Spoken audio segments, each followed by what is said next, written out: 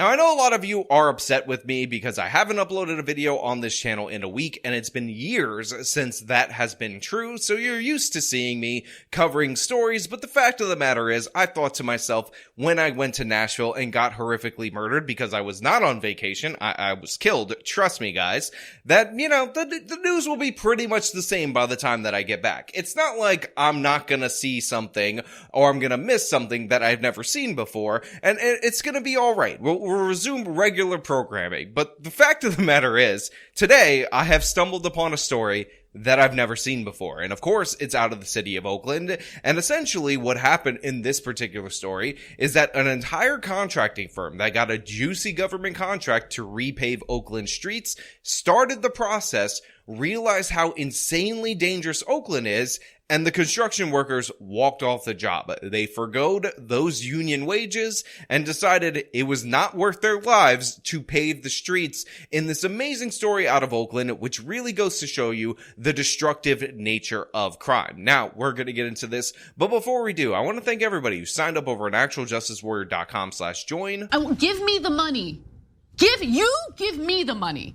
Okay? Your support is greatly appreciated. Flying dirt, large potholes, and loose gravel. Tonight, East Oakland streets ripped up and abandoned after a construction crew walks right off the job, citing concerns for their own safety. So first of all, the headline right here is community frustration. As you can see, we have roads that are ripped up. Now, I absolutely hate when they do this in my city because it normally takes about a week, maybe 2 weeks or so for them to repair it. You can't park on the street, and it's really annoying and really inconvenient. But it turns out this particular part of Oakland, East Oakland, has had their streets ripped up like this for well over a month, and that is because these construction firms abandoned it because of the crime in this community.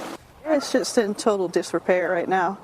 It's like I've never seen it before. Now, call me crazy, call me a conspiracy theorist, call me a whack job, nut job, insane person, but the fact that these people are frustrated with the construction company seems to be a little bit misplaced and misdirected. I mean, again, this is Alameda County. This is where Pamela Price is the district attorney who refuses to prosecute anyone for anything. This is where they have the woke mayor that defunded the police, even though prior to the defunding of the police, the Oakland PD, through increasing their numbers, had driven homicides down to under 100 for the first time in something like 50 years in the city of Oakland, but they decided to throw that all away in the name of St. George Floyd. Maybe they should be frustrated at them rather than the construction firm who realized how dangerous this neighborhood actually is and decided to forego money in order to flee said area. The city of Oakland is neglecting our communities. Now, this woman, to her credit, actually is blaming the city of Oakland for neglecting the residents, but again, it really is the Alameda County District Attorney's Office, the state of California, who again has all these criminal justice reforms instituted,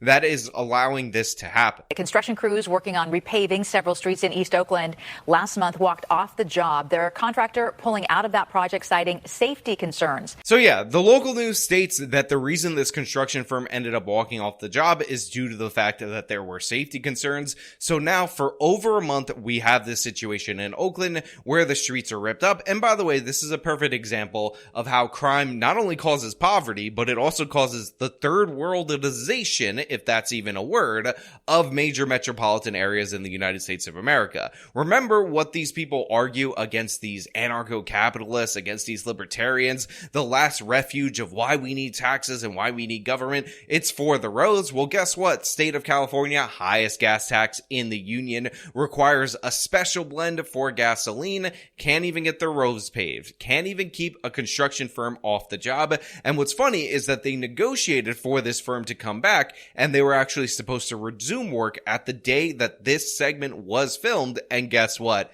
They still refuse to do so. So again, California can't even get the basics right. Gavin Newsom is spending all this money to put up billboards in Florida to talk about how awesome California is because you can go get your kid trans if you escape to California, but they can't even get the damn roads paved in one of their major metropolitan areas. This is what's going on in California. Colorado Granados Drive in East Oakland has been a rocky, uneven mess for weeks. Nearby streets are filled with giant potholes that look like craters, and cars are covered with dust. There are several signs posted citing upcoming construction, but neighbors say there's been no sign of any work since early May. So this is the breakdown of this situation right here. They end up tearing up these streets. You have massive potholes all over Oakland. Now, we actually talked about how in Southern California, people got so sick of this that they actually bought their own materials and started filling these potholes themselves because they were paying so much money with nails and all these things that go into their tires. But as the local news reports, there are these vague safety incidents that end up happening to these construction workers. Now, for those of you who are wondering what these incidents are, maybe the pothole ended up sinking and it was just something natural disastery. Maybe there was an earthquake. Maybe there was a lightning strike. Fear not, the local news actually has us covered, and you will find out that the safety issue is in fact with the community. The community in this area are horrible people, and of course, they threaten violence and criminal action against these construction workers, thus showing you how the criminals are creating these third world conditions. Oakland Public Works confirmed to KTVU that 2 separate safety incidents involving workers on this project forced the contractor to pull out in May. One worker who told a driver to move his car for paving purposes had a gun pulled on him. Another was hit by a car. So the local news mentions these 2 particular incidents, and I want to take them in reverse order because I think it is absolutely crucial that we focus on the first one, but let me just knock the second one out of the way. Now, we don't know the circumstances on this worker who was hit by a car, but I'm assuming if you're working construction on the road, this is something that is more likely to happen. And even though it's horrible, and I wish them the best, and again, I don't know if they were actually intentionally ran over or anything like that, because this report doesn't make that clear, I would assume that's actually a risk affiliated with this particular job. But that first incident that they mentioned, where he asked somebody to move so that they could pave the damn road and then had a gun pulled on him, that's something unique. That's something that you don't sign up for as a contractor, although I guess maybe you do when you do it in the city of Oakland. And it's a perfect example of how, no, these criminals are not Aladdin. He didn't pull the gun on the construction worker to keep his parking space in order to feed his starving family. He did it because he's a thug, he's a criminal, he's destructive to society, and now all of these people have a jacked up road. They end up being covered in dust, nails in the tire, because one thug, one criminal decided that he was going to threaten the life of a construction worker rather than move his damn car. Maya, who didn't want to show her face on camera, said it's been difficult to get any answers from the city. They basically abandoned. The problem is they don't tell us anything. We call them almost every other day. It's not only inconvenience, it's dangerous. We have 3 spin-outs.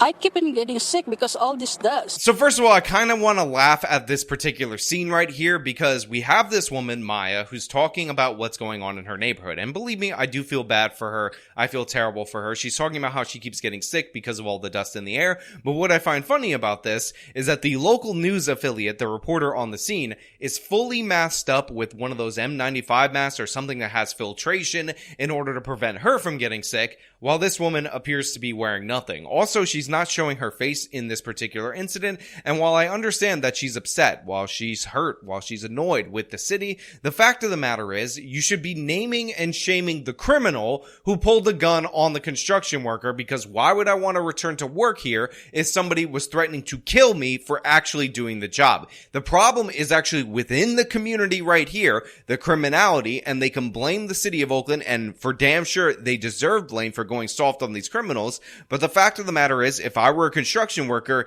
it wouldn't be worth it for me to show up here. It would not be worth it for me to fix this particular area. It would not be worth it for me to solve the problems in this community, because there are deeper problems that this community refuses to solve themselves. Why isn't that guy's face being plastered on our screen? Why isn't he the face of this problem that they're facing right now in the city of Oakland? Why can't we see him? Why can't we hold him accountable? Why can't we show how that thug, that criminal, is the one, the agent of the destruction, the author of these people's peril? Because people don't have it within them right now in this moment in our current society to blame the criminal for the consequences of the crime. So now you have these health consequences. Now you have the dust in the area. Now you have the added expense of your tires getting jacked up. Believe me, I've driven over roads like this. I've dealt with the problems in my vehicle as a consequence of this, and nobody is linking it back to the criminality. Nobody's linking it back to Pamela Price, and nobody's linking linking it back to the woke criminal justice system that was instituted in Oakland, the defunding of the police,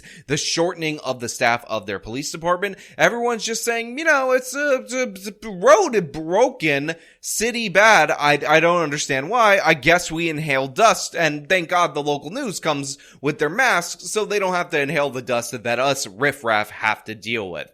Again, now maybe some of you out there in the audience might be saying that we should arrest Poverty, that Poverty was actually holding up the gun, that he wanted to shoot the construction worker in order to feed his starving family. So I will say, he might be covered in dust, but if you guys find out the outfit that Poverty is wearing and you put that description in the comments, I will send it over to the Oakland police so that they can arrest Poverty as a consequence for this particular action right here. This, look. Danette Trousseau, who runs a home daycare, is worried about the safety of children. One neighbor showed us his parked car that was hit. Sherry Angarano also tried to get answers from Oakland officials. I spoke to the project manager that was listed on the public notice I received in March. He told me that the contractor suspended all work due to an unsafe work environment, and they would not continue work until the city of Oakland guaranteed a safe work environment. So here you have this lady who contacts the project manager. This person tells her exactly what's going on. The construction workers don't feel safe here. You have the incident with a gun being pulled. You have all these other different various problems in this particular area. And she's like, okay, I heard what happened. I understand. I'm going to direct my ire at the city because obviously they've let crime get out of control. And obviously what I'm saying right here is totally not true. This woman's going to go into full denial, and it's going to crack me up the way that she phrases this, or the way that it's phrased on the local news. Angarano said she's not worried about violent crime on her street where she's lived for 8 years, but the roads? It's really unsafe. I'm unsure if my tire is going to go flat, if a rock is going to kick up and crack my windshield, and I'm just disappointed. It's just another case of neglect from the city of Oakland for East Oakland. So here you have this woman who says, actually, even though the construction workers left because of the threat of violent crime, even though they left because one of them had a gun pointed at him because somebody in this neighborhood refused to move their vehicle and they asked them to remove the vehicle so that they could actually pave the road for them, she's not concerned about violent crime. It's not an issue for her. It's not something that bothers her. What really bothers her is the fact that the street isn't paved. And the thing is, the reason the street isn't paved is because of violent crime in Oakland. So this woman is somehow not able to do two levels of thought right here. She's like, road bad, road not repair, that concerned me. And then why road not repair? Violent crime, but violent crime, the cause, that don't concern me at all. All of these people who are obsessed with root cause thinking, and yes, I am projecting some leftist views on this particular woman, can't figure out that the root cause of this particular incident is the criminal. That's the person behind that. That's the agent of chaos right here. So she ends up giving a statement about how she's not concerned about this. But you know what? The tire getting flattened, or a rock kicking up and cracking her windshield, or the people spinning out hitting other people's cars, that really does bother her. That really is a concern for her. The potholes are a concern for her, and she would hope that a construction firm would come out and fix this whole area. But the problem is they're not doing so because of violent crime. But it's okay, because violent crime is not a concern for her, because this woman is a buffoon, because some of the people in this neighborhood are absolute idiots, which makes sense because they're the ones who elected these people into power. This is somebody who is very likely going to vote for Pamela Price in the recall election because, violent crime is not a concern, but as long as our street gets paved, which is not being paved due to violent crime, then she'll be happy. I mean, again, it's not going to happen until they solve the violent crime, but it's not a concern of hers. Well, many of the residents I spoke to today tell me that they've lived in that Sabranti Park neighborhood for years, and they actually say on those specific streets, there really has not been a lot of violent crime in the neighborhood in recent years. But of course, if you look at East Oakland as a whole, it could tell a much different story. She says that most of the people in this particular neighborhood say on these particular streets, violent crime isn't bad, but the numbers for East Oakland are the numbers for East Oakland. It is bad. It is an issue. And you can understand, or at least I can understand, why the construction firm pulled out of this particular project. Now, they say they have a replacement and that this job could be done in 1 to 3 days, which honestly makes me laugh because these people felt so threatened by the neighborhood that they were in, by the violent instances that the construction workers actually experienced, that they wouldn't stay for one more day, for 2 more days, because it was that bad. And you have the residents in this particular area that are pretty much in denial of what's going on. They blame the city, and maybe being covered in dust should be a lesson in what you value in terms of public services and how you feel about things like defunding the police. But, call me crazy for actually expecting people to make sense. Anyway, those are my thoughts on this particular story. It's crazy, honestly. Let me know your thoughts down in the comments below. If you liked the video, show them by leaving a like. Subscribe for more content. Follow me on my social media. Support me via the support links in the description of this video. This has been me talking about construction firm abandoning Oakland. Till next time.